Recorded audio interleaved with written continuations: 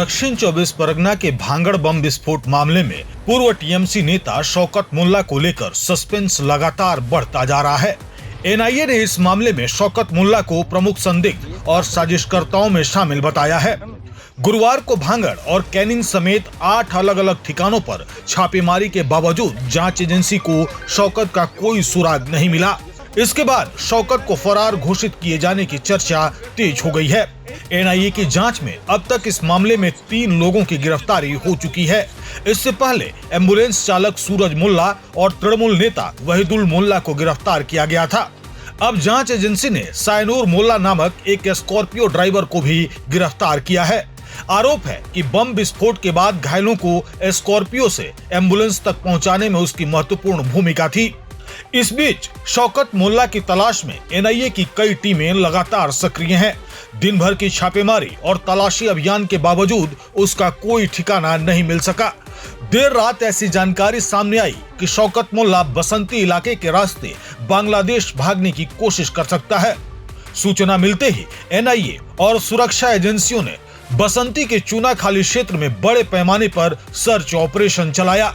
हालांकि देर रात तक शौकत मुल्ला का कोई पता नहीं चल सका।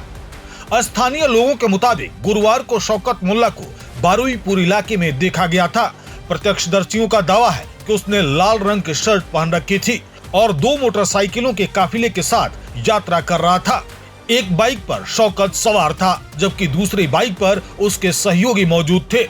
बताया जा रहा है कि दोपहर करीब 3:30 बजे उसे बसंती की ओर जाते हुए देखा गया। कुछ स्थानीय निवासियों ने दावा किया कि उन्होंने खिया घाट इलाके में 4 लोगों को देखा था, जिनमें से एक शौकत मुल्ला था। यह इलाका रणनीतिक रूप से बेहद संवेदनशील माना जाता है, क्योंकि बसंती के इस खिया घाट को पार करते ही उत्तर 24 परगना के दादबेड़िया खिया घाट क्षेत्र तक पहुंचा जा सकता है और वहां से अंतर्राष्ट्रीय सीमा काफी नजदीक है। इसी वजह से जांच एजेंसियां इस संभावना को भी गंभीरता से खंगाल रही हैं कि कहीं शौकत मुल्ला सीमा पार कर बांग्लादेश भागने की योजना तो नहीं बना रहा। हालांकि इस संबंध में अभी तक कोई आधिकारिक पुष्टि नहीं हुई है।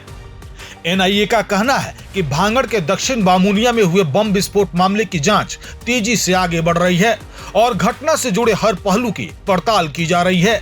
जांच एजेंसी अब शौकत मुल्ला के संभावित संपर्कों, आवाजाही और विस्फोट के बाद की गतिविधियों की भी जांच कर रही है।